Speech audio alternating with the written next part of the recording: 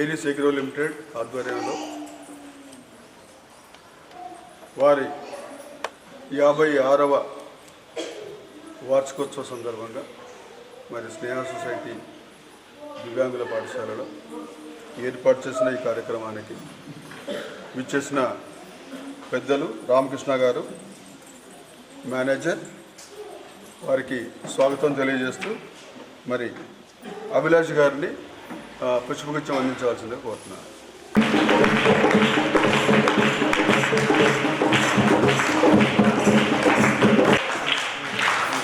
అదేవిధంగా సాయిల్ గారు ఆఫీసర్ని వేదికకి ఆహ్వానిస్తూ వారికి జిఆర్కే గారు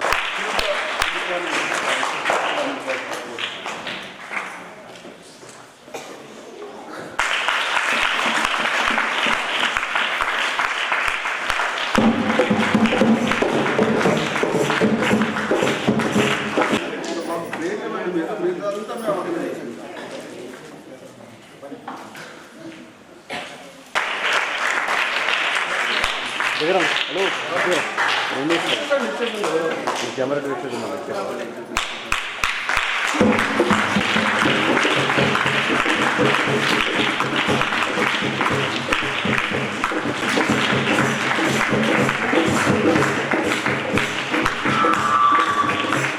అతిథుల్ని ముందుగా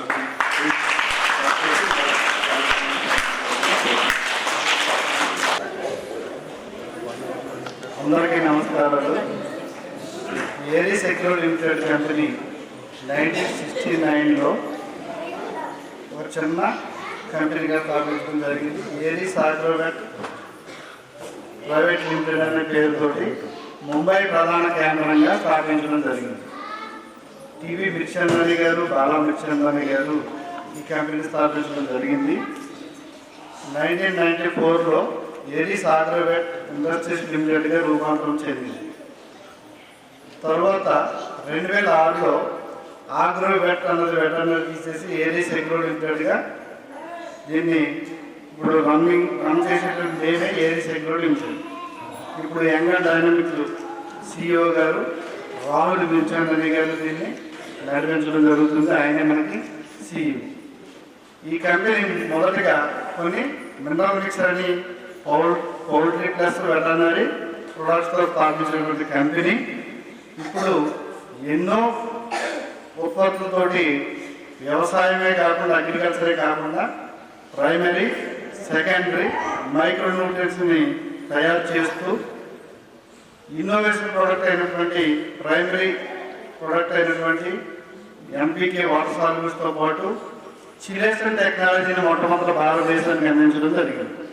1975 సంవత్సరంలో ఈ చిలేషన్ టెక్నాలజీని భారతదేశానికి అందించి చిలామిన్ అనే ప్రీమియం ప్రోడక్ట్ని తయారు చేయడం జరుగుతుంది. అది ఇప్పుడు కూడా చాలా లెగసీనే కంటిన్యూ చేస్తూ ఐఎస్ఓతో పాటు ఐఎస్ఐ మార్పును కూడా పొందినటువంటి ప్రోడక్ట్ ఈ ఏరిస్ చిలామిన్. ఈ న్యూట్రియన్స్లో ఈ ఐఎస్ఐ అన్నది ఇప్పటివరకు ఏ కంపెనీలోనూ కూడా లేదు. ఏరిస్ చిలామిన్ ప్రోడక్ట్కి ఐఎస్ఐ 2023లో కూడా రావడం జరిగింది.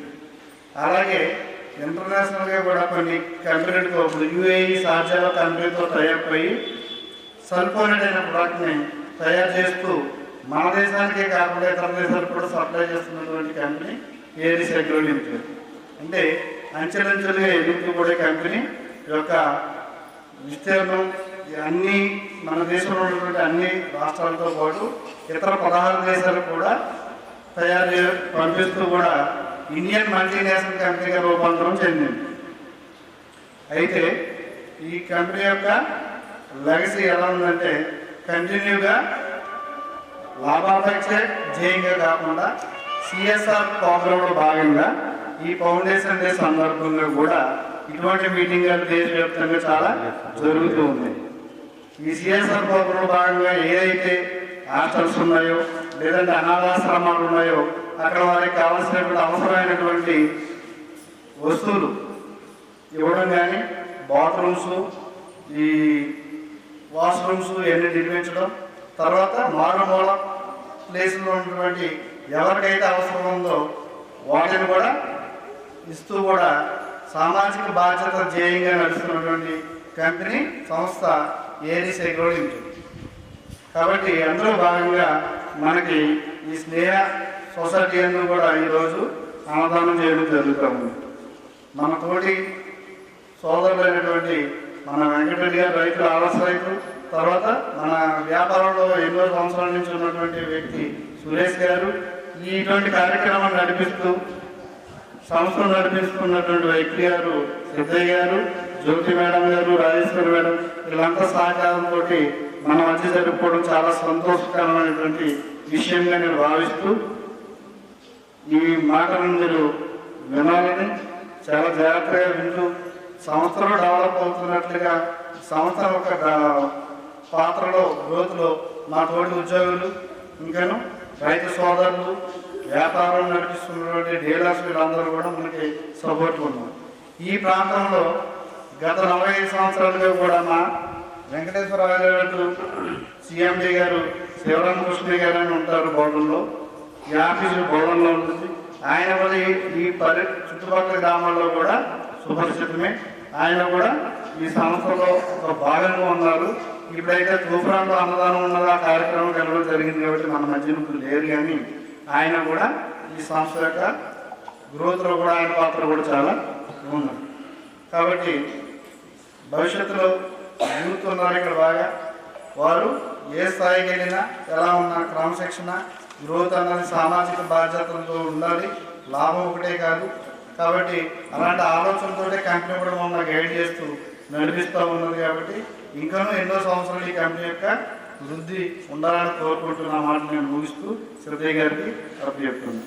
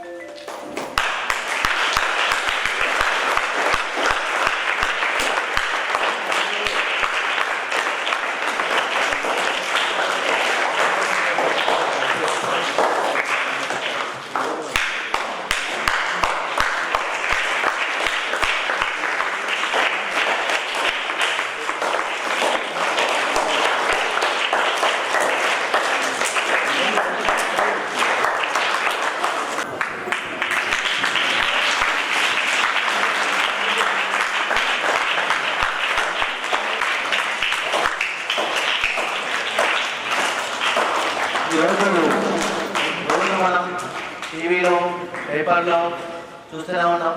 ఎవరో ఒకరు ఏ మూలనో సైబర్ క్రైమ్ బాగా చదువుతూనే ఉన్నారు. పేపర్లలో, టీవీలలో, రిజర్వ్ బ్యాంక్ ఆఫ్ ఇండియా ద్వారా, నాబార్డ్ ద్వారా, బ్యాంకుల ద్వారా ప్రతిరోజు మేము ఏదో విధంగా ప్రభుత్వ పరంగా, బ్యాంకుల పరంగా చెప్తూనే ఉన్నాం ప్రతి ఖాతాదారుడికి మోసపోకండి అని. కానీ ఏదో భయం వల్లనో ఇంకేదో భయం వల్లనో అందరూ ప్రతిరోజు లక్షల నుంచి కోట్ల వరకు కూడా ఈరోజు సైబర్ క్రైమ్ మోసానికి పోతున్నారు. కాబట్టి నేను as a financial literacy counsellor State Bank of India ద్వారా వచ్చాను ఇక్కడికి. నేను ఈ సందర్భంగా చెప్పేందంటే ఎవరైనా కానీ మీకు కష్టాలు అని ఇట్లా సైబర్ క్రైమ్ ద్వారా మోసపోయి లాస్ కావద్దు అని నిర్ణయించుకుంటున్నాను. అదే ఇప్పుడు నేను అదే సెంట్రల్ గవర్నమెంట్ ద్వారా మనకి ఒక 4 ఇన్సూరెన్స్ పథకాలు కూడా ఉన్నాయి. ఆ ఇన్సూరెన్స్ పథకాలు కూడా ప్రధానమంత్రి జన్ధన్ యోజన ద్వారా అందరికీ జీరో అకౌంట్కి ఏటీఎం కార్డులు ఇస్తున్నారు. ఆ ఏటీఎం కార్డ్స్ని కనీసం 3 నెలలకు ఒకసారి వాడితే మనకి ఉచిత ప్రమాద బీమా ఉన్నది. దాంతో అలా కాకుండా ప్రధానమంత్రి సురక్ష బీమా యోజన ఉంది, కేవలం 20 రూపాయలకి 2 లక్షల కవరేజ్ ఉంది. ఇంకోటి ప్రధానమంత్రి జీవన్ జ్యోతి బీమా యోజన ఉంది, 463 రూపాయలు. ఇవన్నీ కేంద్ర ప్రభుత్వం ద్వారా అతి తక్కువ ప్రీమియంతోనే ప్రతి ఒక్క కుటుంబం ఆర్థికంగా లాస్ కాకూడదు. ఒకవేళ సంపాదించిన వ్యక్తి పోయితే అని ఇంత మంచి పథకాలు పెట్టినారు. అలాగే 18 సంవత్సరాల నుంచి 40 సంవత్సరాల ఉన్న వాళ్ళకి అటల్ బిహారీ పెన్షన్ యోజన పథకం ఉంది. ఆ పథకం ముఖ్య ఉద్దేశం ఏంటంటే ప్రతి ఒక్కరికి పెన్షన్ రావాలి. గవర్నమెంట్ పరంగా ఉన్నా కూడా మీరు సంపాదించిన టైంలోనే డబ్బులు కొన్ని దాపెట్టుకుంటే ఇప్పుడు 18 నుంచి 40 ఏళ్ళ ఉన్నవాళ్ళు ఒక 100 రూపాయల నుంచి 500 రూపాయలు జమ చేస్తే నెల 60 సంవత్సరాల తర్వాత వాళ్ళకి 5,000 రూపాయల పెన్షన్ వస్తుంది. అంటే ఎటువంటి గవర్నమెంట్ పెన్షన్కి అడ్డంకి కాదు, గవర్నమెంట్ పెన్షన్ వస్తూనే ఈ పెన్షన్ తీసుకోవచ్చు. అలాగే ఆడపిల్లల కన్నా తల్లిదండ్రులకి సుకన్య సమృద్ధి యోజన పథకం కింద కూడా ఒక స్కీమ్ ఉంది కేంద్ర ప్రభుత్వం వాళ్ళది. మీరు ఇప్పుడు ఆడపిల్లల పేరు మీద డబ్బులు ఏ బ్యాంకులో జమ చేసుకోవచ్చు. నెలకు 250 సంవత్సరాల లోపల 1,50,000 జమ చేయొచ్చు. దీని ముఖ్య ఉద్దేశం ఏంటంటే దీనికి గవర్నమెంట్ వాళ్ళు ప్రత్యేకంగా వడ్డీ ఇస్తారు. వడ్డీతో మళ్ళీ ఆడపిల్ల 15 సంవత్సరాలకు ఒకసారి, 18 సంవత్సరాలకు ఒకసారి, 21 సంవత్సరాలకు ఒకసారి తీసుకోవచ్చు. 3 రకాలుగా ఉంటుంది. ఇక నేను చెప్పబోయేది ఏంటంటే సైబర్ క్రైమ్ ఎన్ని రకాలుగా అవుతుందో చెప్తున్నాను. మీరు మీ కుటుంబంలో కానీ పక్క వాళ్ళకి కానీ మీ చుట్టాలకు బంధువులకి అందరికి చెప్పండి అటువంటి మోసాలకు పాల్గొనకుండా. ఫస్ట్ ఏంటంటే ఈ పాత సెల్ ఫోన్లు కొంటామని వస్తున్నారు. నిజంగా పాత సెల్ ఫోన్ మనం అమ్మదలుచుకుంటే దాంట్లో ఉన్న డేటా మొత్తం క్లియర్ చేసి ఇవ్వాలి, అప్పుడే బాగుంటుంది. లేకపోతే మన దగ్గర ఉన్న దాంట్లో ఉన్న ఆధార్ కార్డు, పాన్ కార్డు ఆ నెంబర్ తీసుకొని వేరే అకౌంట్ ఓపెన్ చేసి మనకు లాక్ చేసే అవకాశం ఉంటుంది. అలాగే కరెన్సీ నోట్లు రోడ్డు మీద నోటు పడేసి 500 రూపాయల నోటు 100 రూపాయల నోటు పడేసి అది పోయి మనము తీసుకున్న లోపలే మనం అది నోట్లు చూస్తుంటాం, మనం పడిపోయిన తర్వాత ఏమైందంటే మన జేబులో ఉన్న డబ్బులు ఖాళీ చేసుకుని చేసేస్తారు. ఒకవేళ ఆడవాళ్ళు అయితే ఆ లాభాలు తీసుకుంటారు. ఇట్లా చాలా డేంజర్. ఇంకోటి డిజిటల్ అరెస్ట్. నిజంగా ఇప్పటికీ చట్టంలో డిజిటల్ అరెస్ట్ వర్డ్ లేదు, కానీ ఏదో మనకి మభ్యపెట్టి మన పిల్లలు అమెరికా ఉన్నారో లేకపోతే అక్కడ ఉన్నారో, మీ పిల్లలు తప్పు చేసారు, మీ కొరియాలో అది వచ్చింది, ఇది వచ్చింది, గంజాయి వచ్చింది, అట్లా రకరకాలుగా మోసం చేసి డిజిటల్ అరెస్ట్ అనే పేరు మీద బయటకు వెళ్ళకుండా మాకు మాట్లాడండి, ఇక్కడ మీ ఖాతాలో డబ్బులు పంపండి అని చెప్పి మనకు డిజిటల్ అరెస్ట్ చేస్తున్నారు. ముఖ్యంగా పెద్ద వయసు ఉన్న వాళ్ళు ఇట్లాంటి ప్రాబ్లమ్స్కి గురవుతున్నారు. కాబట్టి దయచేసి మీరు అట్లాంటి మోసాలకి గురి కావద్దని కోరుతున్నాం. అలాగే ఇక సెల్ ఫోన్లు ఏపీకే అడ్రస్ ఉన్న సెల్ ఫోన్లు ఎవరు క్లిక్ చేయొద్దు. క్లిక్ చేయండి అని చెప్తున్నారు కదా, లింక్ పెట్టద్దు. ఏపీకే అని పెట్టామంటే మనం ఉన్న ఇన్ఫర్మేషన్ అంతా పోతుంది. పోయిన తర్వాత అక్కడ వాళ్ళు మన ఖాతాలో ఉన్న గూగుల్ పే కానీ ఫోన్పే కానీ ఉన్న డబ్బులన్నీ ఖాళీ చేస్తున్నారు. రోజు మనం పేపర్లో చూస్తూనే ఉన్నాం. అలాగే ఇంకోటి బ్యాంక్ లోగోతో, State Bank of India logo కానీ పోస్ట్ ఆఫీస్ లోగో కానీ పెట్టి హాయ్ అని చెప్పండి అంటారు. మనం హాయ్ చెప్పే లోపల ఆ డబ్బులన్నీ ఖాళీ చేసేస్తారు. అలాగే మన అకౌంట్లో అనుకోకుండా డబ్బులు పడ్డాయి, నేను మా అమ్మ అకౌంట్ పంపించబోతున్నా, మీ అకౌంట్లో పడ్డాయి డబ్బులు అని చెప్పేసి మనకి ఇబ్బంది పెడుతున్నారు. నిజంగా ఆ డబ్బులు వాళ్ళు పంపరు, పంపినామని చెప్తున్నారు. మనం పంపిన తర్వాత మనం వాళ్ళకి పంపకూడదు 1000 రూపాయలు. ఎప్పుడు పంపాలి 1000 రూపాయలు? ఎప్పుడు పంపాలంటే మనం బ్యాంక్కి వెళ్ళిన తర్వాత నిజంగా మన అకౌంట్కి ఖచ్చితంగా చూసి పంపాలి. అంతేగాని మన అకౌంట్ నుంచి వాళ్ళ అకౌంట్కి గూగుల్ పే ద్వారా ఫోన్పే ద్వారా పంపకూడదు. ఒకవేళ అలా పంపినామనుకొని మన ఉన్న ఇన్ఫర్మేషన్ వాళ్ళకి వెళ్ళిపోతుంది, మన అకౌంట్ ఖాళీ అయిపోతుంది. అలాగే ఇప్పుడు పిఎం కిసాన్ డబ్బులు, రైతు బంధు డబ్బులు, పెన్షన్ డబ్బులు వస్తున్నాయి. మీ డబ్బులు రావు, ఆగిపోతాయి. ఎందుకోసమంటే మీరు కేవైసీ చేయలేదు, ఈ కేవైసీ చేయలేదని చెప్తున్నారు. అది కూడా ప్రాబ్లం అవుతుందని చెప్పి ఇట్లా మోసపోయి మనకి ఫోన్ వస్తాయి. ఫోన్ వచ్చిన తర్వాత మనకి మీరు 1000 రూపాయలు కట్టండి, 2000 కట్టండి, 3000 కట్టండి అని చెప్తుంటే మనకు అర్థం అవుతున్నాం. కాబట్టి అట్లా మోసం ఉండేవాళ్ళు ఇట్లా ఫోన్ ఎవరు చేయరు, మోసగాళ్ళు చేస్తున్నారు. అక్కడ ఇప్పుడు ల్యాండ్ జరిగిందని చెప్తున్నారు. 10 లక్షల ల్యాండ్ జరిగింది. 10 లక్షల ల్యాండ్ జరగాలంటే మీరు జిఎస్టీ కట్టాలా, ఆ ఎస్సీ కట్టాలా, ఎస్టీ కట్టాలని చెప్పి మన దగ్గర నుంచి డబ్బులు తీసుకుంటున్నారు. ఇలాంటి మోసాలు కూడా బాగుండదు. వాట్సాప్లో రోజు ఏదో ఒక విధంగా మనకి మోసాలు జరుగుతున్నాయి. కాబట్టి ఈ 10-12 రకాలు చెప్పినాను మీకు. ఈ మధ్య ఏంటంటే పోలీస్ స్టేషన్ పిలుస్తున్నారు. ఏదో జరిగింది, మీ కోర్టు చేసింది, మీరు నాన్న చేసింది, మీరు కాలేజ్ చేసింది, ఏదో ఒకటి చెప్పి పోలీస్ స్టేషన్ సాధిస్తున్నారు. మరి నేను ఆపాలంటే కొంచెం డబ్బులు కట్టాలా అని చెప్తున్నారు. ఇట్లా రకరకాల సైబర్ క్రైమ్ జరుగుతున్నాయి. మిమ్మల్ని అందరికీ కోరేది ఏంటంటే ఈ మీడియా ద్వారా దయచేసి మీరు ఎటువంటి మోసాలు నమ్మకండి. ఇంకోటి ఏంటంటే మనకి ఉచితంగా ఏ డబ్బులు రాదు, ఉచితంగా ఎవరు మనకి ఇవ్వరు. అదే మనకు అందరికి విశేషమే. ఇప్పుడు మనం ల్యాండ్ టికెట్ కొంటే ల్యాండ్ డబ్బులు ఇస్తారు కదా, ఊరికి ఇవ్వరు కదా. లేకపోతే వాట్సాప్లో ఇంటర్వ్యూ అని చెప్పేసి మీకు ఉద్యోగం వచ్చింది, మీకు జైలు కావచ్చు, అందుకు డబ్బులు కట్టాలంట. నిజంగా వాట్సాప్లో ఉద్యోగాలు ఇంటర్వ్యూ చేయరు. ఉద్యోగం 30,000 ఇచ్చేయాలి, మన ఉద్యోగం చేసిన తర్వాత డబ్బులు చేయాలి, ముందు డబ్బులు కడతారా? అడగాలి కదా. కనీసం మీరు ఎప్పుడైనా సరే ఉచితంగా మీరు బయట వాడు మనకు రూపాయి అడుగుతున్నారంటే మీరు ఒక రీచెక్ చేసుకోండి. నిజంగా అడుగుతున్నారా, నిజంగా చేస్తున్నారా, మోసం కాదా? రోజు అయితే మోసాలు జరుగుతున్నాయి. కాబట్టి రిచెక్ చేసుకునే మీరు మీ కష్టాన్ని ఎవరైనా నిశ్చితంగా ఎవరైనా ఆలోచించండి. బ్యాంకు ద్వారానే పేమెంట్ చేయండి. బ్యాంకుకి వెళ్ళి ఒక అమౌంట్ జరుగుతున్నా తెలిస్తే బ్యాంక్కి వెళ్ళి పూర్తిగా తెలుసుకున్న తర్వాతనే మీరు ఆ డబ్బులు పంపండి. ఈ అవకాశం ఇచ్చిన మా స్నేహ సంస్థ వారికి మరి ఏదైతే అక్కడ వారికి కృతజ్ఞతలు తెలియజేస్తున్నాను.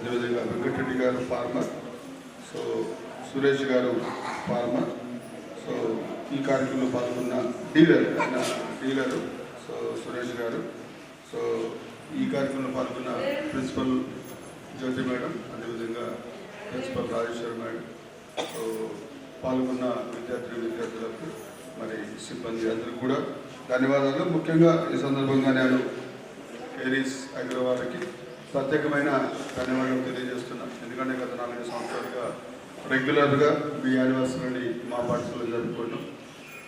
మేము కూడా అనుకున్నాం యాక్చువల్గా ముందుగా ఏదన్నా సిఎస్ఆర్ కాంపోనెంట్ కింద ఏమన్నా మీరు ఎన్జిఓస్కి ఏమైనా హెల్ప్ చేస్తే, అంటే అపార్ట్ ఫ్రమ్ ద ఫుడ్ మీరు ఏదైనా ఒక ఐటమ్ని అంటే మీరు అనుకుంటే డిసిఎండి వారు ఏదైనా అనుకుంటే మరి మేము మానసిక వికలాంగులకి ఒక వొకేషనల్ ట్రైనింగ్ సెంటర్ని ఎస్టాబ్లిష్ చేయాలనుకుంటున్నాము.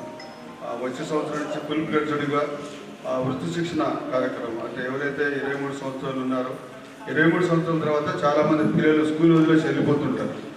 సో మరి అలాంటి వాళ్ళకి మరి ఏదన్నా సిఎస్ఆర్ కాంపోనెంట్ కింద మరి ఏడీస్ అగ్రోస్ ప్రైవేట్ లిమిటెడ్ వారు ఏమన్నా సాయం చేయగలిగితే మరి అదొక పర్మనెంట్ అసెట్గా ఉండిపోతుందని నేను అనుకుంటున్నాను.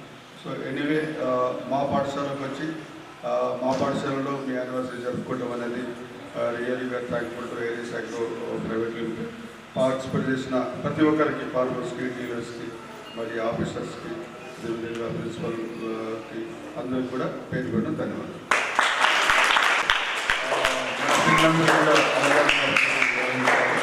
సో మీరు కూడా జనతన కార్యక్రమంలో పాల్గొనవలసింది కోరుకుంటాం. సో మా మేనేజ్మెంట్ తరఫున, విద్యార్థుల తరఫున, సిబ్బంది తరఫున మీకు ప్రత్యేక ధన్యవాదాలు sir for providing food for our children. Thank you very much. మీరు చెప్పినటువంటి వాల్యుబుల్ సజెషన్ వింటూ కంపెనీ మేనేజ్మెంట్తో కూడా మాట్లాడి అవకాశం ఉంటే వచ్చే సంవత్సరంకు మీరు అనుకున్నది కూడా మేము చేయడానికి ప్రయత్నిస్తాము. ఇంత మంచి వాతావరణాన్ని కల్పించి పిల్లలతోటి పాటల ద్వారా కానీ నాట్యం ద్వారా కానీ మంచి ఎంకరేజ్మెంట్ చేసినందుకే మరొకసారి కృతజ్ఞతలు.